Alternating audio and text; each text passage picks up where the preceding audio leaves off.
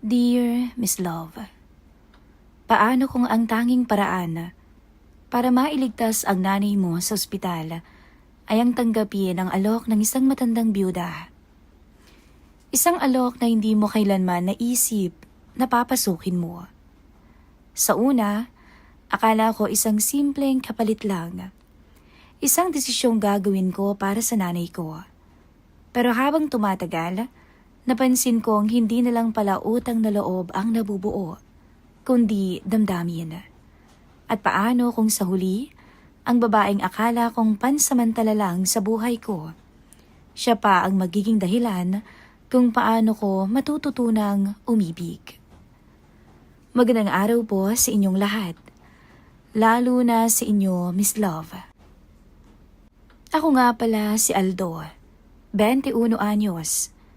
At kung may isang bagay akong hindi ko akalaing gagawin ko sa buhay ko, iyon ay ang ibigay ko ang sarili ko para lang sa pera.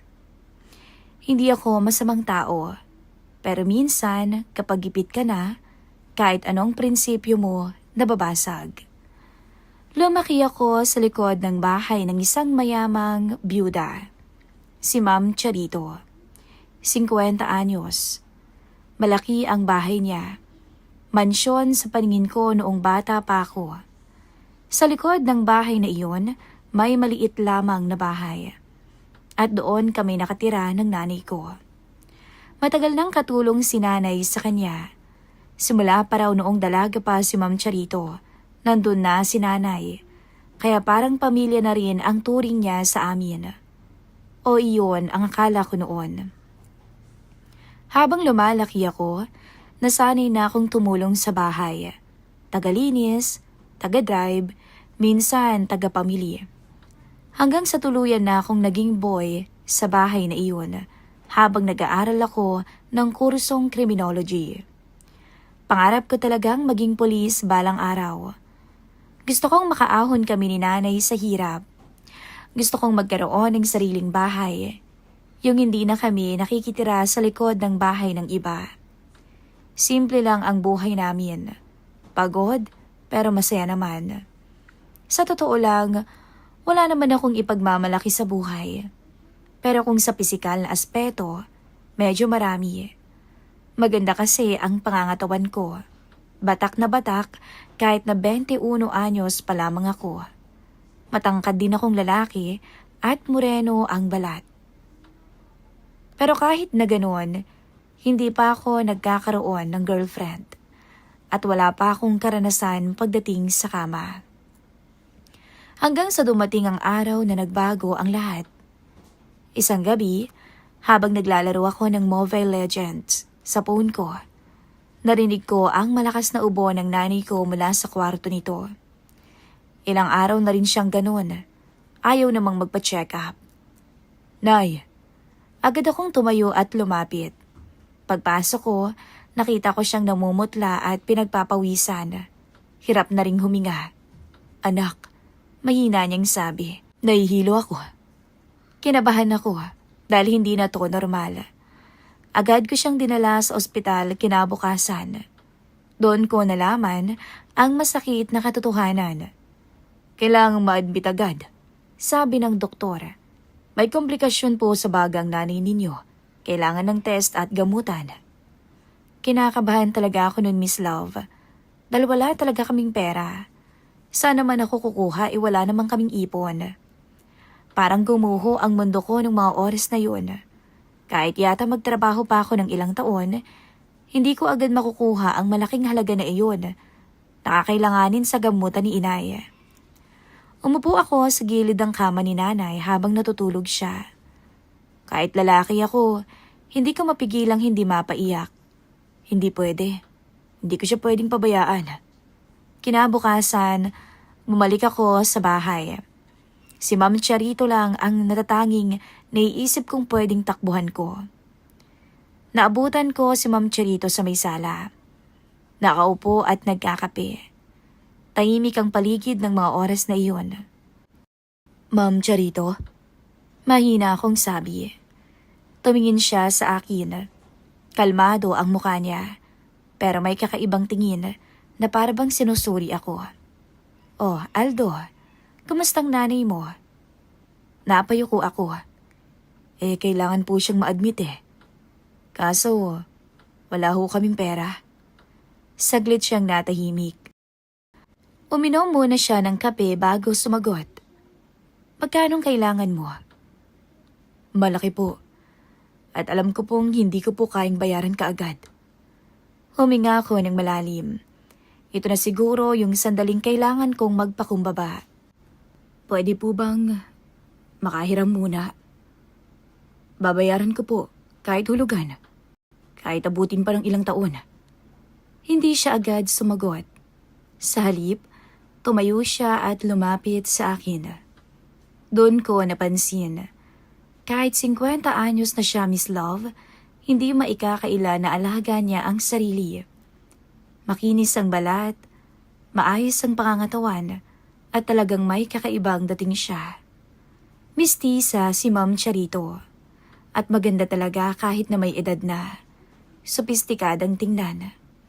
Hindi ko alam kung bakit, pero bigla na lamang akong nailang ng mga oras na iyon. "Aldo," mainang sabi niya. "Alam mo naman kung gaano ko kayo katagal na tinutulungan, hindi ba?" "Opo, ma'am." Mabilis kong sagot. "At alam mo rin na hindi ako basta-basta nagbibigay ng pera ng walang kapalit."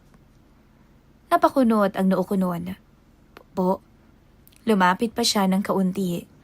Halos isang dangkal na lang ang pagitan namin. "Sige, hindi mo na kailangang bayaran ng pera." Diretso niyang sabi. Parang gumaan ang pakiramdam ko dahil sa sinabi niyang yun. Pero, sandali lang. "Basta, may kapalit ka rin na ibibigay dapat sa akin." Dugtong pa niya. Nanlamig ang katawan ko. Ano pong ibig niyong sabihin?" Tinitigan niya ako mula ulo hanggang paa. Ramdam ko yon. Parang sinusukat niya ako. "Matagal na kitang napapansin, Aldo." Sabi niya. "Matikas ka. Magandang pangangatawan mo. At hindi ka naman na bata." Hindi ako makasagot. Parang natutuyo ang lalamunan ko. "Kung papayag ka." Mahina pero malinaw niyang sabi. "Ako na ang bahala sa lahat ng gastos ng nanay mo." Huminto siya saglit bago tuluyang sinabi ang gusto niyang ipahiwatig. "Kapalit nun, magiging akin ka." Parang tumigil ang mundo ko. Ano pong ibig niyong sabihin?" Alam ko naman na pero ayoko pang paniwalaan ang mga sinasabi niya. "Aldo, malaki ka na. Alam mo na yun." Diretso niyang sabi. Hindi na kita iikot-ikutin pa. Napatras ako ng isang hakbang. Hindi ako makapaniwala sa naririnig ko. Si Ma'am Charito, yung amo namin, yung matagal nang tumutulong sa amin. Ganito ang gustong kapalit. Ako. Anyway, hindi kita pipilitin. Pero isipin mong mabuti. Buhay ng nanay mo ang nakasalalay. Parang sinasakal ang puso ko sa mga sinasabi niya. Tama siya. Buhay ni nanay. Iyon ang kapalit. Sige na, umuwi ka na muna. Pag-isipan mo ang mga sinasabi ko. Tahimik akong lumabas ng bahay. Hindi ko na nga alam kung paano ba ako nakarating sa ospital. Pagkapasok ko, nakita ko si nanay na nakahiga. Mahina, pero pilit nang umingiti nung makita niya ako. "Anak, okay na ako." Sabi niya kahit halatang hindi. "Pwede na siguro akong lumabas. Ayos lang ako, anak, huwag mo na akong isipin pa." Doon ako napaupo sa gilid ng kama niya. Hinawakan ko ang kamay niya. Unti-unting nawawalan ako ng lakas. "Nay," mahina akong sabi. Hindi ko alam kung paano ko haharapin ang desisyon na kailangan kong gawin. Isang parte sa akin ang sumisigaw na mali, pero isang parte rin ang nagsasabing wala naman akong choice. Kinabukasan, bumalik ako sa bahay ni Ma'am Charito. Nasa may sala ulit siya, para bang inaasahan niya na ako. Pagpasok ko, Diretso ko siyang hinarap. Hindi na ako nagpaligoy-ligoy pa. Papayag na ho ako, Ma'am Charito. Tahimik lang siyang tumingin sa akin. Pero sisimulan ho natin agad ang gamutan ng nanay ko. Ngumiti siya, pero hindi yon yung ngiti na nakasanayan ko. May kakaiba. Good, sabi niya. Alam kong pipiliin mo ang tama, Aldo. Tama, pero sa loob-loob ko, parang may mawawala naman sa akin. Isang bagay na hindi ko na maibabalik pa. At doon nagsimula ang isang kasunduang magpapabago pala sa buhay ko. Hindi lang bilang anak, kundi isang lalaking unti-unting mawawala sa kanyang sarili at prinsipyo. Kinagabihan, hindi ako agad nakatulog. Paulit-ulit na umiikot sa isip ko ang desisyong ginawa ko. Kahit anong pikit ko, mukha ni nanay ang nakikita ko. Nahihirapan at umaasa sa akin. At sa kabilang banda, si Ma'am Charito. Yung ngiti niya kanina, hindi ko makalimutan. Maaga ako nagising kinabukasan. Hindi na rin ako nag-abala pang kumain. Diretso na ako agad ng ospital para kumustahin si nanay. Pagdating ko, nadatnan ko siyang tulog pa rin. May nakakabit ng dextro sa kanya. Pumunta ako sa bayaran para itanong sana kung magkano ang babayaran ko. Pero ang sabi ng nurse, naayos na po yung initial payment, sir. Napatingin ako sa kanya. Po? May nagbayad na po kagabi. Full down payment na po. Alam ko na agad kung sino yon. Pagkabalik ko sa kwarto ni nanay, napaupo ako sa tabi ng kama niya. Ganun lang kadali para kay Ma'am Charito na bayaran ng lahat. Pero kapalit naman nun, ako. Hinawakan ko ulit ang kamay ni nanay. Gagaling ka, nanay. Kahit anong mangyari. Pagkatapos kong siguraduhin na maayos na siya, bumalik na ako sa bahay. Mabibigat ang bawat takbang ko. Pagdating ko sa loob, tahimik ang paligid na para bang normal lang ang lahat. Aldo? Napalingon ako nang may tumawag sa akin. Nakita ko si Ma'am Charito. Nakatayo siya sa may hagdan. Nakasuot ng sando, pero napakagandang tingnan. Parang hinihintay talaga ako. Pumunta ka sa kwarto ko. Sabi niya ng diretsyo. Parang biglang bumilis ang tibok ng puso ko. Opo, ma'am. Mainang sagot ko. Habang paakyat ako sa hagdan, pakiramdam ko bawat hakbang ay pabigat ng pabigat. Parang may bahagi sa akin na gustong umatras, pero huli na. Pagdating ko sa harap ng pinto ng kwarto niya, saglit akong tumigil. Huminga ako ng malalim. Ito na yun. Daan-daan kong kinatok ang pinto. Pasok ka, sabi niya mula sa loob. Pagkabukas ko, bumungad sa akin ang malinis at mabawong kwarto niya. Napakalaki, maaliwalas at napakalamig dahil sa aircon. Nandun siya sa may loob, nakaupo sa gilid ng kama. Isara mo na ang pinto, sabi niya na sinunod ko naman. Tahimik akong humarap sa kanya. Halos maririnig ko lamang ang sariling tibok ng puso ko. Lumapit ako, pero hindi ko alam kung saan ako titingin. Aldo, may inahon niyang sabi. Relax ka lang. Hindi ako makasagot.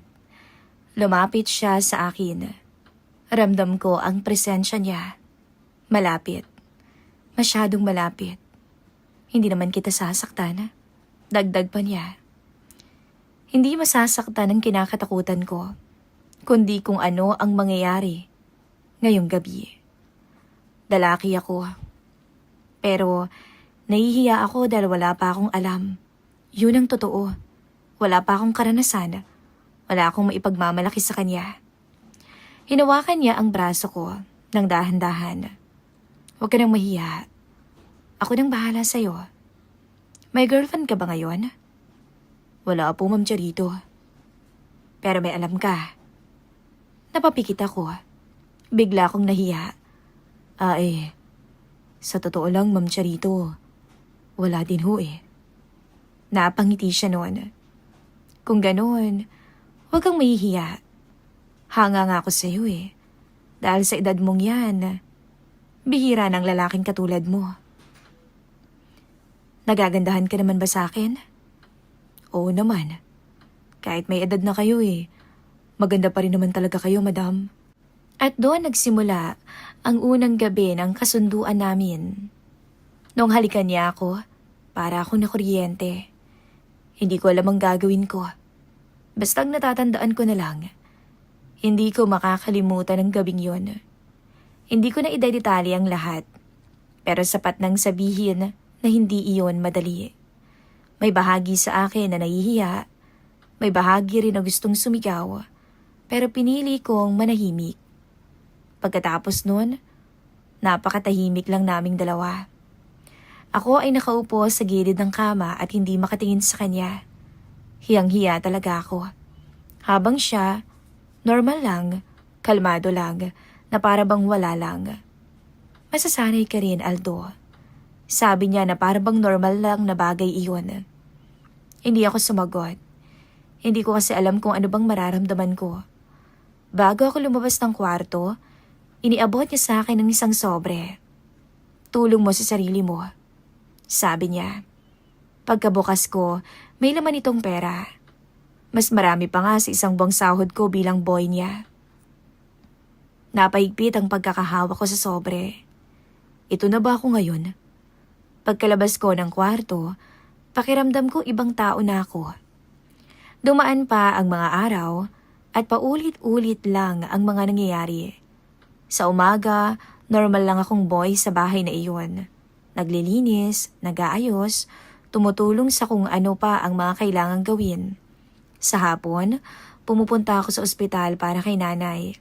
At sa gabi, bumabalik ako sa silid ni Ma'am Charito. Unti-unti nasanay na ako, pero ang isip ko hindi pa rin. Isang gabi, habang pauwi ako galing ospital, nadatnan ko si Ma'am Charito sa may sala. Nakauwi ka na pala? Tanong niya. Opo, kakarating lang. Kumustang nanay mo? Mas okay na po, ma'am. Salamat ho Tumango siya. Good. Tuloy-tuloy lang ang gamutan niya. Napatingin ako sa kanya. Salamat po. Sa lahat. Sabi ko. Ngumiti siya. Hindi mo kailangang magpasalamat sa akin, Aldo. Dahil may kapalit naman lahat. Diretso niyang sabi at walang paligoy-ligoy. Napayuko ako noon dahil alam kong totoo. Pero masakit palang pakinggan. Lumipas pa ang ilang araw, unti-unti nang bumubuti ang kalagayan ni nanay. At ako, unti-unti ring nagbabago. Napapansin ko na minsan, hindi na ako gano'n na kailang kay Ma'am Charito. Minsan nag-uusap na kami na parang normal lang. Minsan napapangiti na rin ako sa mga biro niya. At iyon ang kinakatakot ko. Hindi yung ginagawa namin, kundi yung pakiramdam na baka nasasanay na akong kasama ang byuda. Isang gabi, habang magkasama kami sa kwarto niya, bigla niya akong tinanong, Aldo, galit ka ba sa akin? Napatingin ako sa kanya. Hindi ko agad siya sinagot, kasi hindi ko rin alam. Tahimik kaming dalawa ulit. Hindi naman kita pinilit, hindi ba? May choice ka naman. Dagdag pa niya. Natawa ko ng mapait. Choice? Kung kayo bang nasa kalagayan ko, ma'am, ano bang pipiliin ninyo? Hindi siya sumagot. Dahil doon ko rin na-realize. Pareho lang kaming may kailangan. Magkaiba nga lang ng dahilan. Siya, gusto niya ako. Ako, kailangan ko siya. At sa gitna ng lahat ng iyon, unti-unti akong nawawala sa kung sino ako dati. Pero hindi pa doon nagtatapos ang lahat.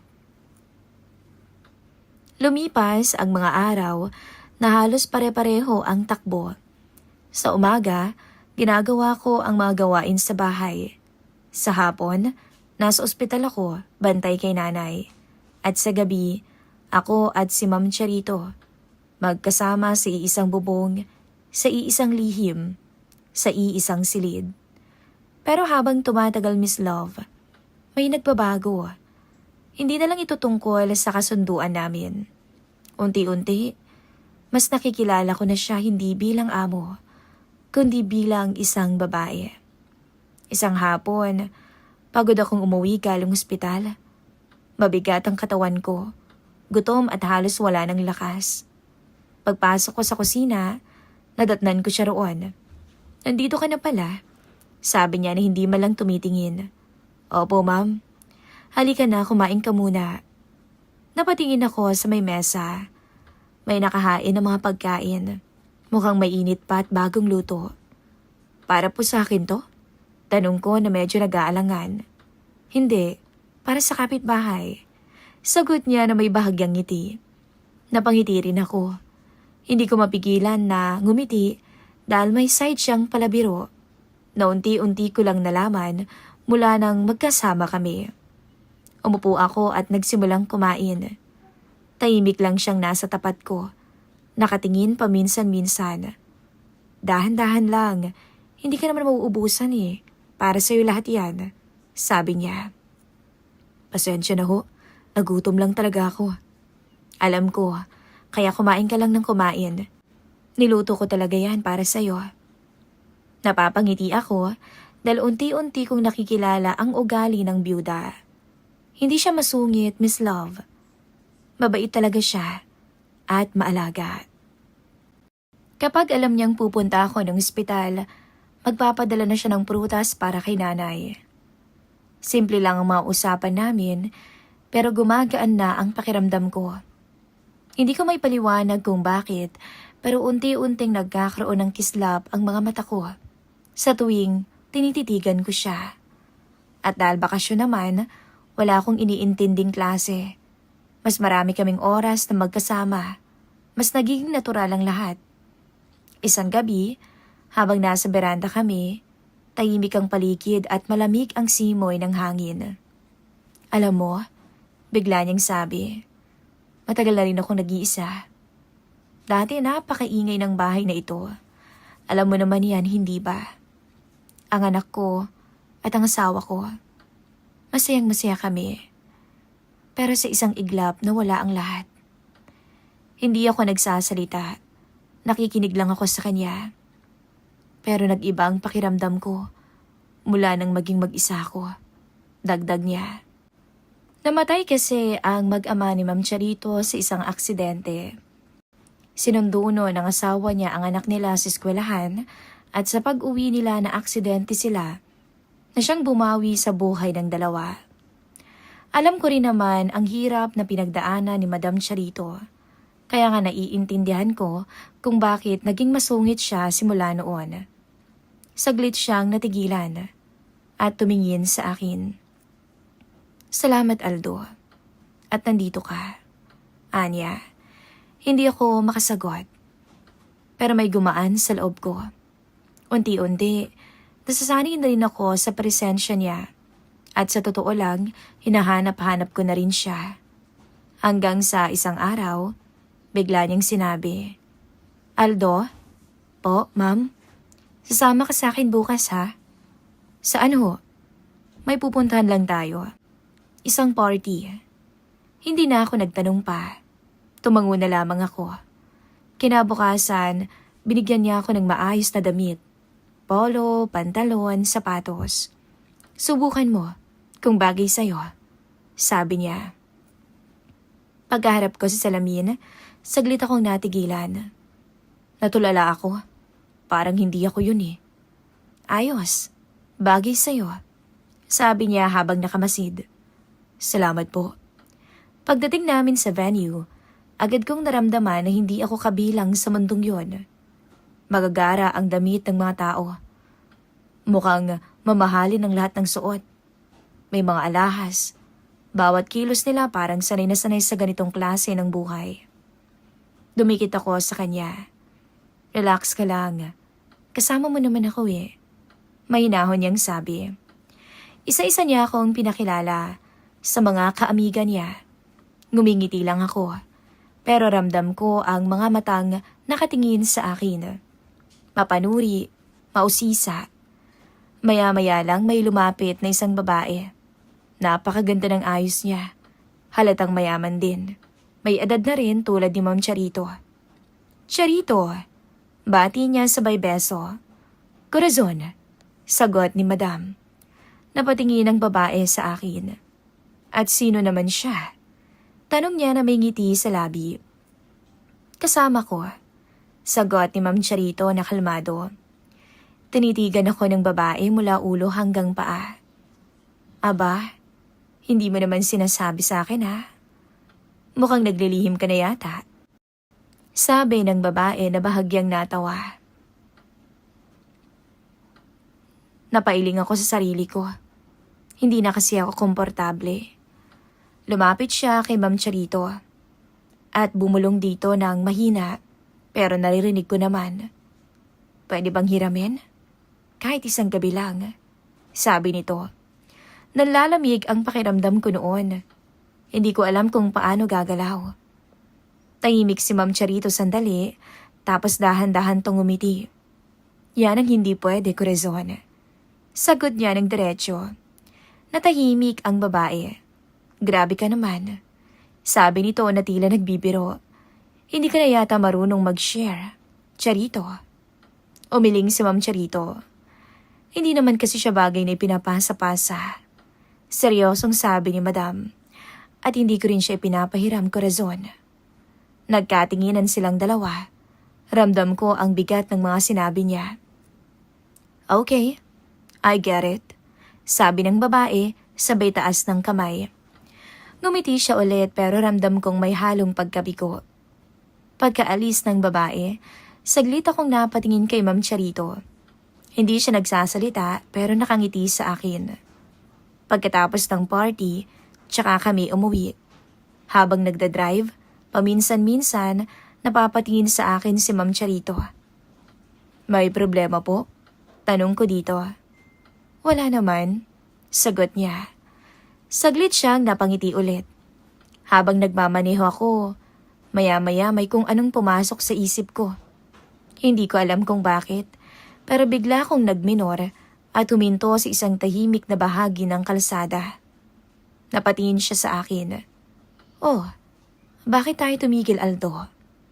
Hindi ako agad sumagot.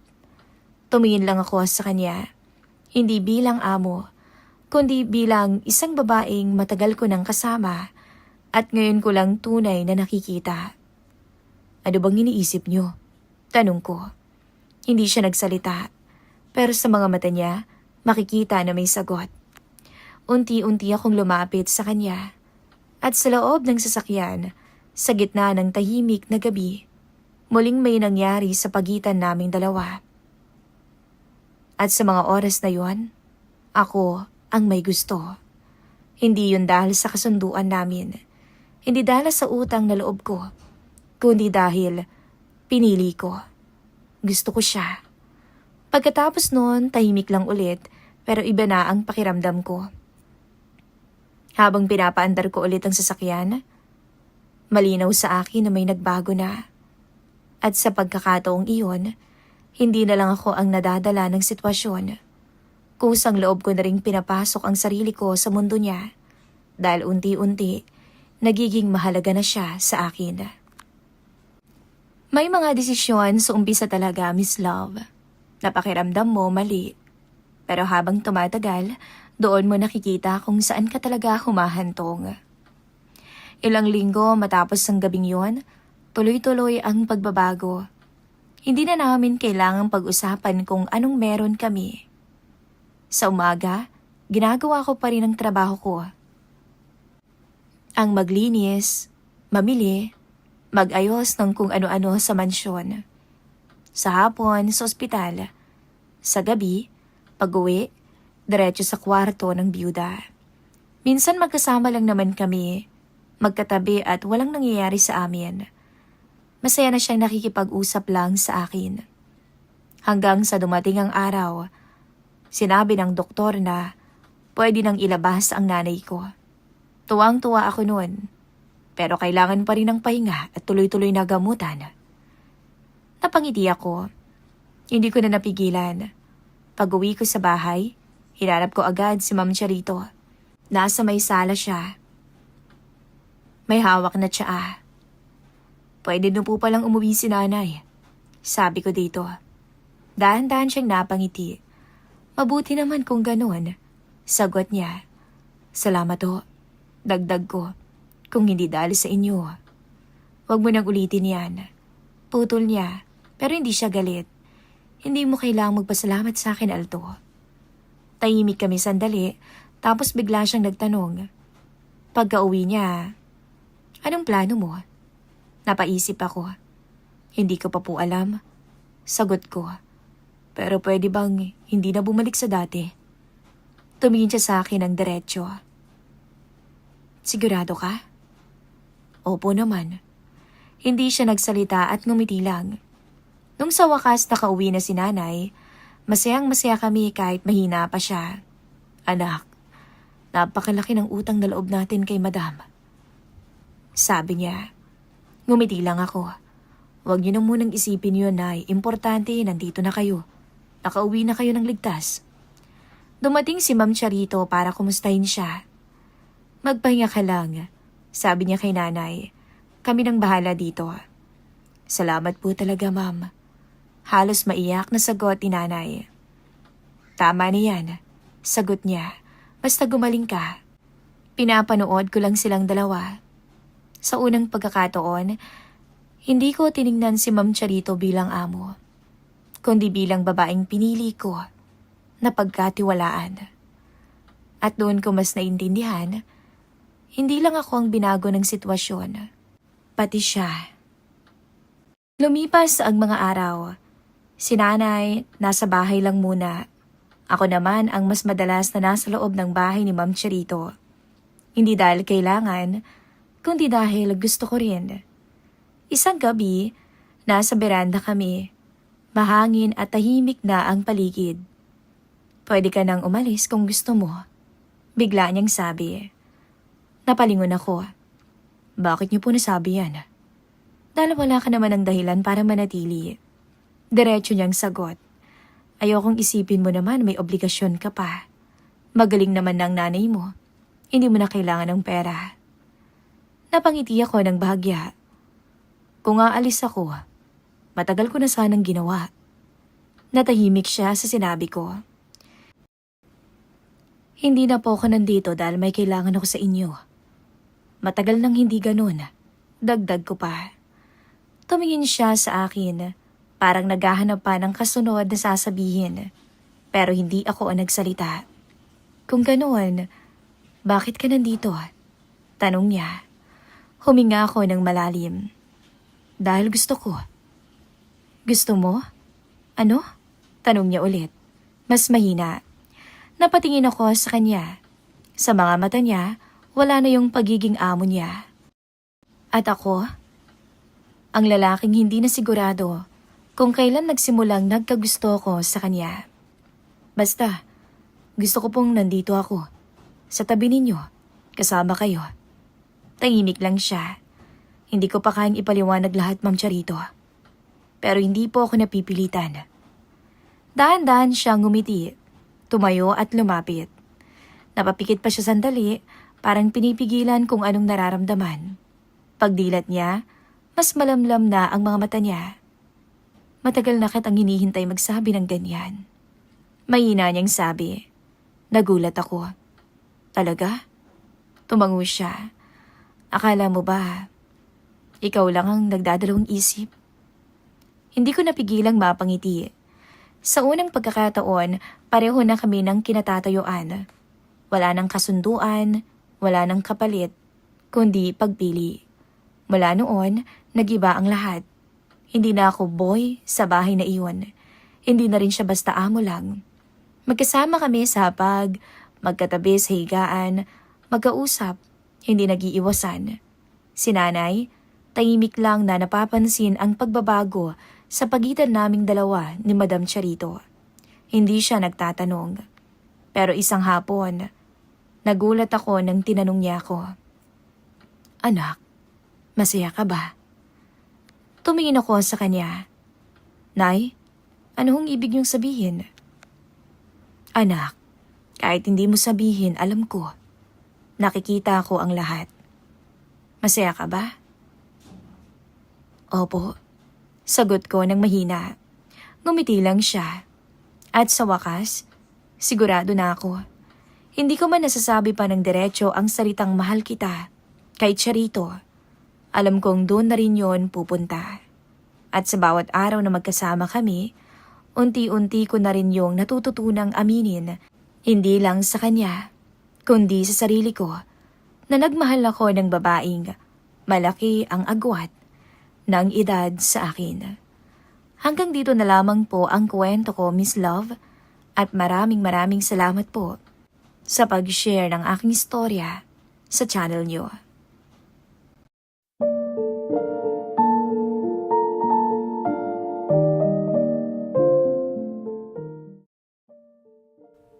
Itago niyo na lang ako sa pangalang Lorene. 28 anyos. 3 taon na kaming kasal ng aking asawa, ngunit hanggang ngayon ay hindi pa rin kami nabibiyayaan ng anak. Kung ikukumpara sa ibang mga babae, ay masasabi kong average lamang ang aking ganda. Hindi ako masyadong nabiyayaan ng mga kinababaliwan ng mga lalaki. Pero lamang naman ako kung balakang at ganda ng kutis ang pag-uusapan. Nangyari ang hindi ko makakalimutang karanasan nang minsan akong na-stranded dahil bumuhos ang malakas na ulan habang papauwi na sana ako sa aming bahay. Kung hindi lang sana out of town ang asawa ko dahil mayroon itong 3 araw na product exhibit sa Davao, ay baka pwede akong magpasundo sa kanya. Magmula nang magtrabaho ako sa kumpanyang pinagtatrabahuhan ko bilang isang bank teller, ay nagtsatsaga talaga akong pumila ng MRT. At kahit tayuan, ay naghihintay ako hanggang magkaroon ng bakanting upuan sa Magallanes Station. Pauwi na ako, ate. Sa MRT na ako sumakay para mabilis. Narinig kong sabi ng isang lalaki sa aking likuran.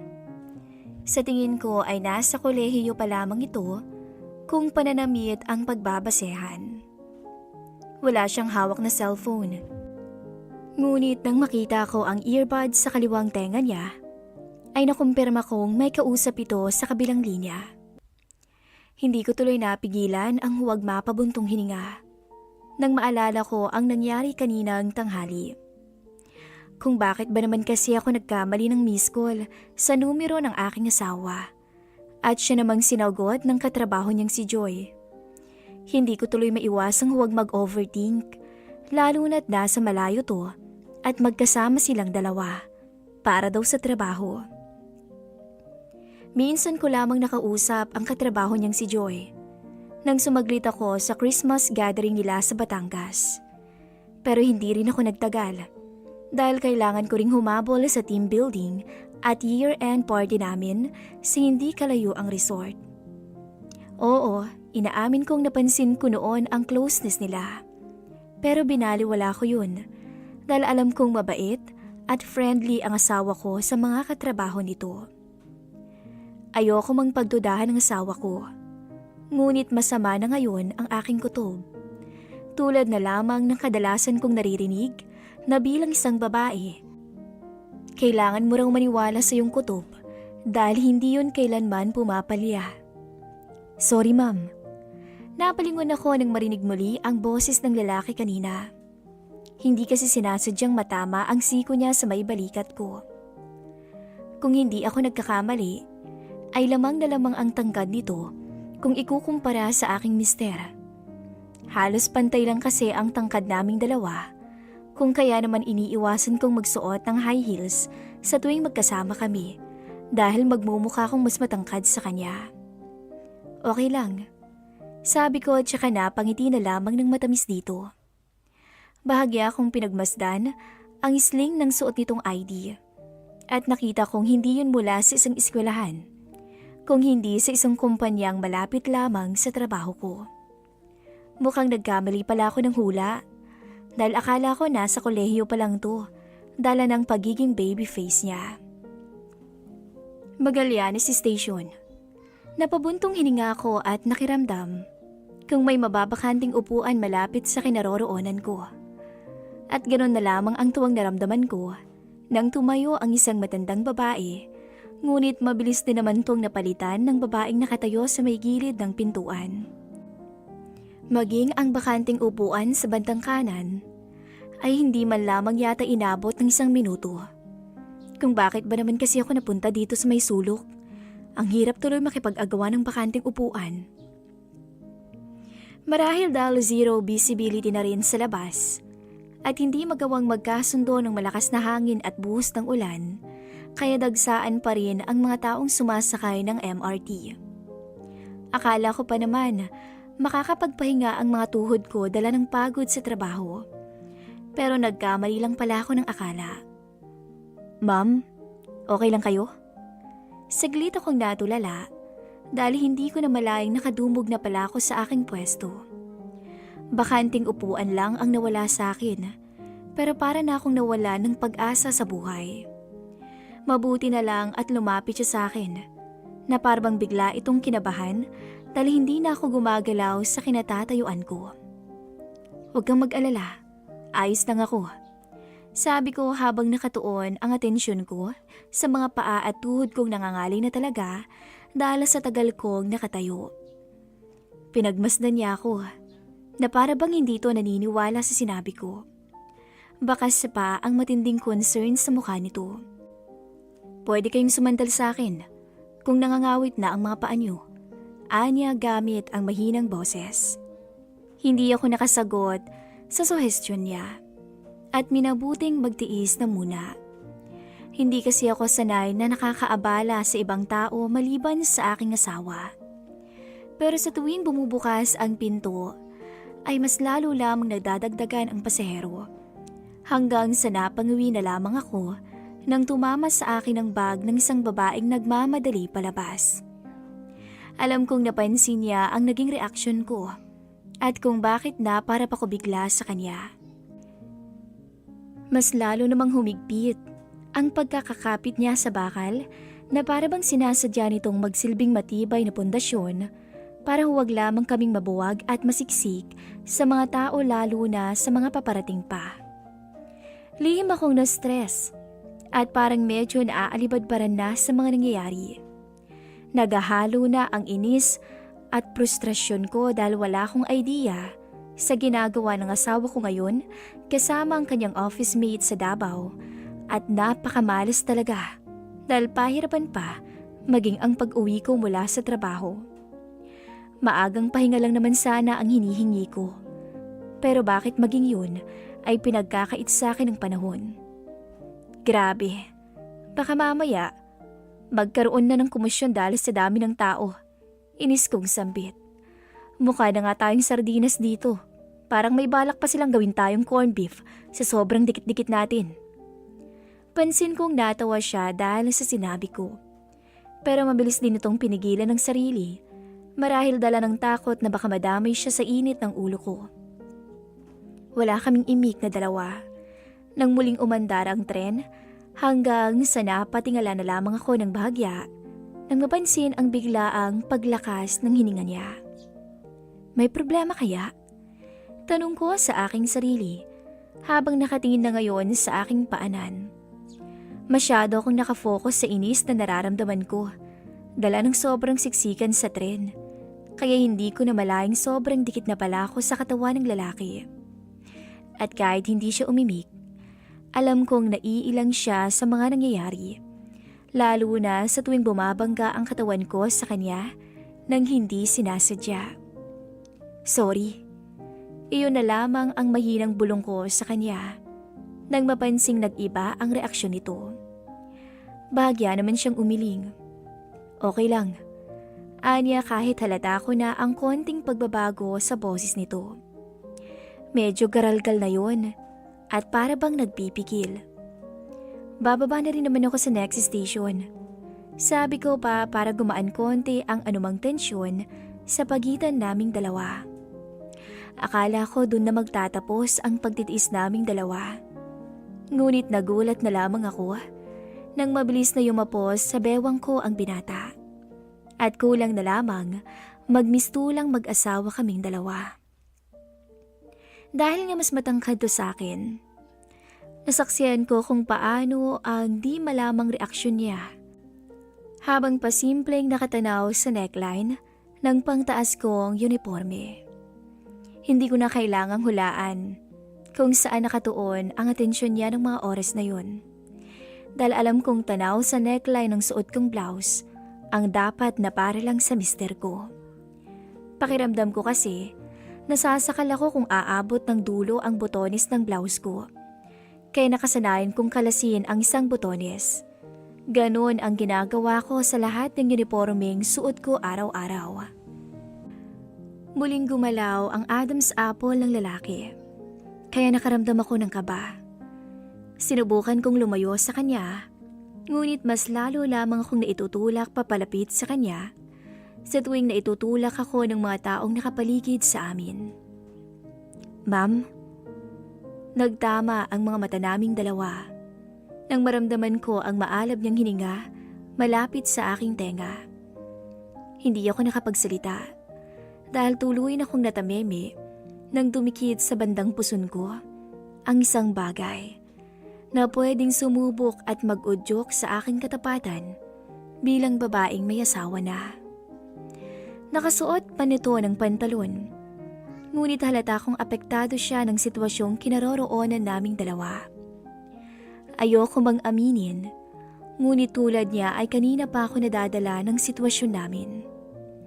Hindi ko maipaliwanag sa aking sarili. Iba ang naging epekto sa akin ng pag-aalala niya kanina, hanggang sa tuluyan na ngang nagkaroon ng tensyon sa pagitan naming dalawa. Pwede ko bang hiramin ang hawak mong folder? Anya dahilan para matulala ako. Wala sa sarili naman akong tumango, hanggang sa mapansin ko na lang na nakuha na niya ito. Nagsilbing pangkubli sa aming kalokohan ang folder na iyon. Naging instrumento ito para hindi kami mahuli at hindi mailang sa mga tao sa aming paligid. Walang makakakita, promise. Anya nang tuluyang mawala ang hiya at ilang niya sa akin. At ganun din ako. Kung kanina ay halos iwas na iwas siyang magdikit kami, ngayon ay parang sinasamantala na niya ang pagkakataon. Para akong sinusunog ng buhay ng mga oras na yon. At labis ang kaba, ngayong naging mapanga siya ng tuluyan nang mapahaplos ng palihim sa ilalim ng aking palda. Parang may sariling utak na sumang-ayon ang katawan ko sa di pangkaraniwang pagkakataon.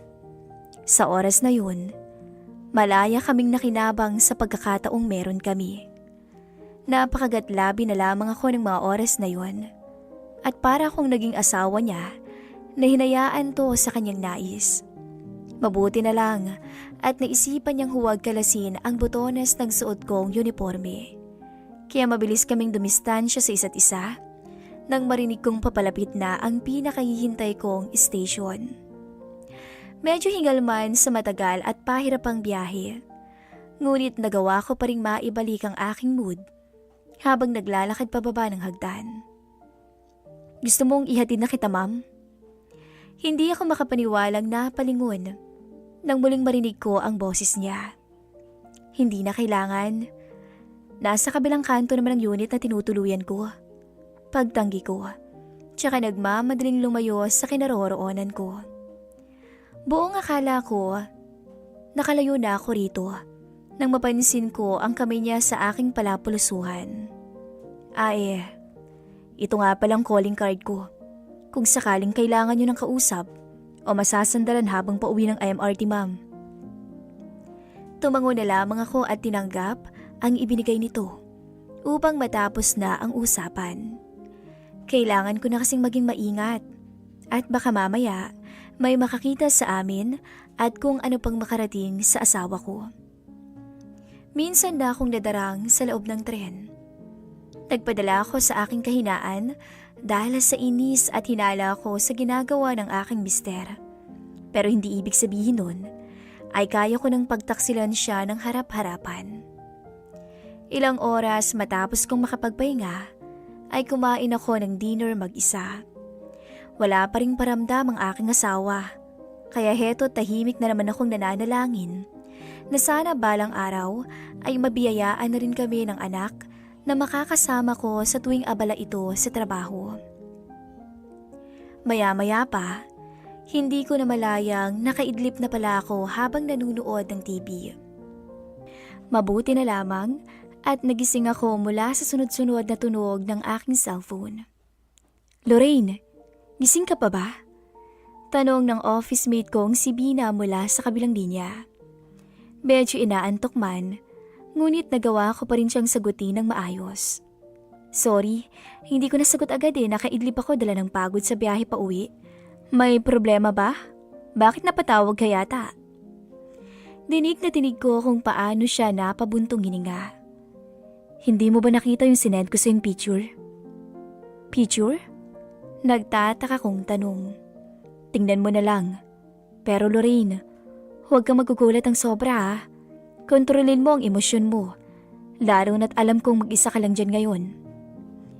Hindi ko pa man nakikita ang tinutukoy ni Bina. Pero pakiramdam ko ay bahagya na akong nanlumo. Kung ano man yun, nakakasiguro akong masamang balita ang hatid nito sa akin. Hindi naman ako nagdalawang isip na tingnan ang laman ng messages ko. Kahit bahagya nang namamawis ang sarili ko sa kaba. Hindi pwede. Muntikan ko nang mabitawan ang cellphone ko sa aking natuklasan.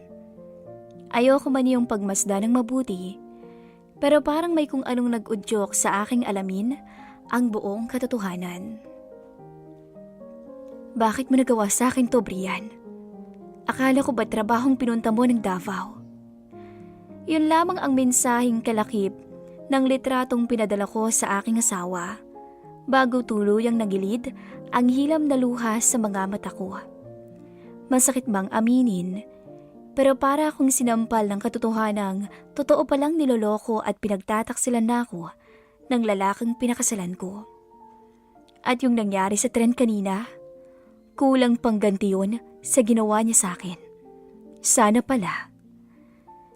pala pumatol na lang din ako sa mas bata para amanos na kaming dalawa. Sa mga nagnanais po ng part 2 sa ating kwento, just comment down below.